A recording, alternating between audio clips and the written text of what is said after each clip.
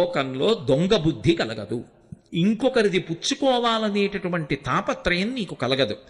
మీరు ఇక్కడ నన్ను ఒక మాట అడుగుతారు, నాకు బాగా తెలుసు. ఏమండి, దొంగతనం చెయ్యకూడదు చెయ్యకూడదు చెయ్యకూడదు అని మీరు అన్ని మాటలు చెప్తున్నారు. ఒకవేళ చేస్తే ఏమవుతుంది?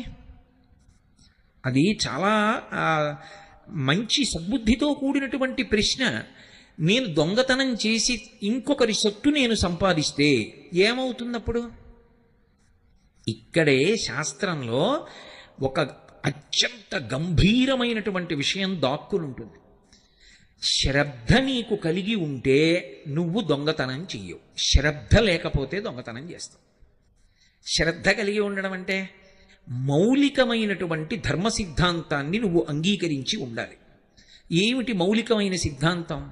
సనాతన ధర్మంలో మౌలికమైన సిద్ధాంతం, సనాతన ధర్మం అంతా దేని మీద ఆధారపడుతుంది అంటే పునర్జన్మ సిద్ధాంతం మీద ఆధారపడుతుంది. పునర్జన్మ సిద్ధాంతాన్ని నేను అంగీకరించాను అని చెప్పడమే బొట్టు పెట్టుకోవడం.